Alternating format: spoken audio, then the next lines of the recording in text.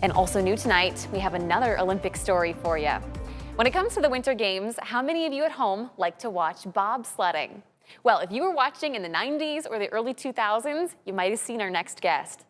Dave Juehring grew up in Davenport, and for a 12-year period, he was involved with U.S. bobsledding and skeleton as an athlete, team lead, and a coach. And we are so honored to have Dave joining us right now in the current. Thank you so much for being here. Thanks for the opportunity. I have been looking forward to this conversation all week long.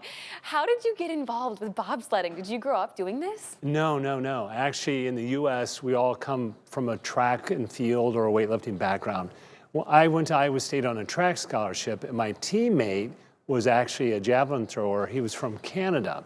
He tried out for their squad, told me about it, so when I got out of track and field, I actually, pre-internet, went down to the Davenport library, looked it up in a book, found the Federation Bobsled, wrote to them, they wrote back, and I headed up to Lake Placid, and the rest is history. And what about your set of skills as an athlete do you think works perfectly for bobsled?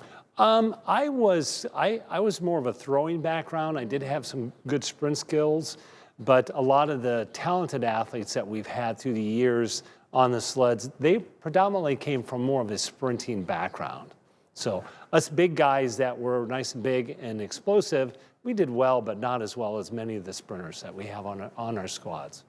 Well, what do you love about bobsledding when you're on the track? Well, you could talk about the adrenaline rush of going down the track, which is quite exciting. Sleds will go upwards of 90 miles per hour on a four-man. You'll pull anywhere from 4 to 5 Gs in a corner. But there's nothing more exciting than being a crew, taking that sled, pushing as hard as you can, hopping in the sled, and then going down and hoping your driver's doing the right thing on the way down. What does it sound like when you're all in the sled? And can you even see anything, or is it Well, just... no, because actually, let's take an example of a four-man. Okay. We all have to have our heads down and our heads on our backs so we're more aerodynamic. So you need to memorize that course. You need to know where you are in that course. It's all blind. Don't worry, you get it figured out. But the driver's really the only one that's looking up the whole time. So you're just listening? You're listening. You need to know where you are in the track so you're not caught off guard, because if you just bobble a little bit, that might cause a little small skid in a corner or in a straight, and that could be the difference between a gold medal or 5th or 6th place. Oh my gosh, and what does it sound like when you're pushing, 4 or 5 Gs? Well, oddly enough, you don't remember the sound because your adrenaline's going, it's so excessive, not only from the excitement of it, but you're willing your driver to get down that runway as best possible. So were you always kind of in the back of the sled? Yes. Okay. Yes. I was always in the back. I was in the back of the sled. Mm-hmm. Wow. And when you were on the national team, we should say there's a difference between the U.S. national bobsled team and the U.S. Olympic team. Correct. You're on the national team. Yes. How do you then get involved with the Olympic side of things? Well, so I was on the national team. I'll make this very clear. I was never good enough to make the Olympic team. But I was on the national squad because I came from a bobsled background, strength and conditioning background. And I was also involved in a pre-Olympic sport called skeleton. So I did that sport also at a national level. And I was able to pick up how to read ice, look in a corner, where's the speed, where's the best place you need to be. So those two skills of my strength and conditioning background and the ability to read ice, they said, hey, we have an opening, we think you'd be a good fit, and that basically started me down the process. And then you joined the Olympic team as a team lead and as a coach. And Lillehammer was my first games. I was actually there as more of an assistant driving coach and assistant strength coach. But in 98 and 202, I was promoted to be the team leader. And that's where you're basically responsible for the whole team. And it's not just the men's team. You were helping coach men and women. Yeah, 2002 was the first time women's bobsled was involved at the Olympics. So I had the tremendous honor to be the team leader for both programs. And how did that Olympic end for the women? Oh, that was fantastic. The first Olympics, we won gold by Jill Bakken and Vanetta Flowers. So it's very exciting.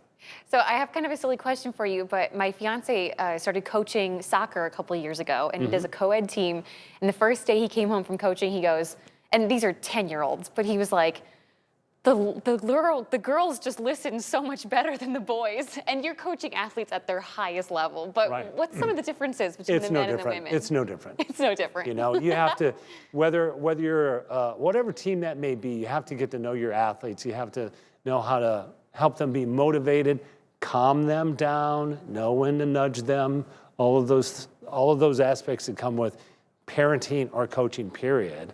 But each driver, each athlete, they kind of have their own, what does it take for them to be? We have some drivers where you just say, hey, how'd that feel?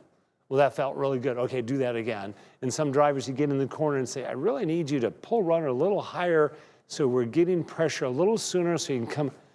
Yeah, it's totally different styles, and that's what you run into with your drivers and your push athletes. Oh, I love it. Dave, we could talk all day long. Yes. So we're going to keep this going. We're not done with Dave just yet. Stick around for our second half hour when our Olympic conversation continues. All right, let's turn things back now to the Olympics. With the opening ceremony kicking off tomorrow, all eyes will be on Italy and the international athletes gathered there. But what is it like to be there in the middle of all that action? For that, we turn back to another hometown Olympic connection. Dave Juehring joining us once again, a U.S. national bobsled team competitor and Olympic coach and team leader. Thanks for being here again. Thank you. All right, for people who missed our first half hour, can you quickly recap for us what's your involvement with the Olympics? I was involved in 94, 98, and 202 Olympics as a coach and also as a team leader. And you brought a lot of goodies with you today. Can we start? Yes. We want to get to these jackets in a second, but can you show me the rings that you're holding off? Yes, this is the Olympic rings. Here, I'll grab them. There you go. This one is from Nagano, which is 98, and this is the 202 rings. And Evie or Matt in the booth, perfect, yeah. These are really big. These are gorgeous. They have the Olympic rings on them. Does everyone who competes or is a part of this get these? Yes, they do. And I do want to bring this up because it always comes up, and that is, we all get the rings. The athletes are the only ones that get the medals, so the coaches don't, because that always comes up. But you get the rings no matter what, even if you don't medal? Yes. Oh, yes, wow. yes. And we should tell people you have seen medals, the teams that you've worked with. Yes, yes. The women won gold, the men won bronze and silver. Yes, they have. I want to ask you about all those experiences. And while we're talking, can you show off some of these jackets that you brought in today? Yes.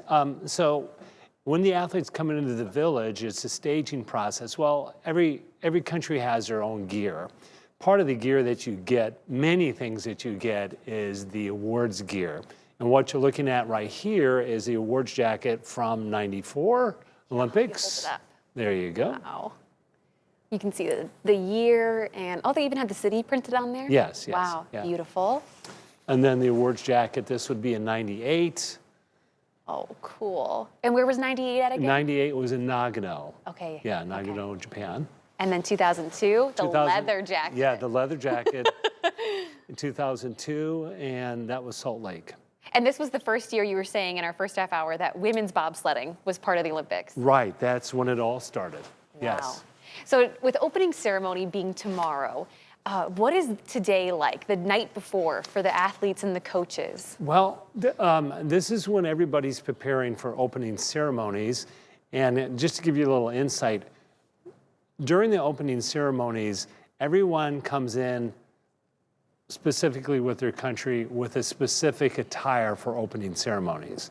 And the athletes and the coaches are part of this ceremony.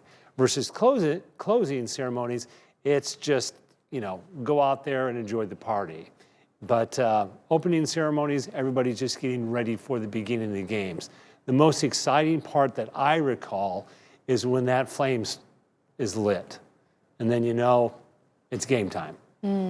And I'm so curious about the culture around the bobsled team specifically. I feel like obviously there's each country has its own team, but within each sport, I feel like there's its own little culture there. Yeah, through World Cup races, and there'll be many World Cup races all around the world, and normally World Championships and non-Olympic years.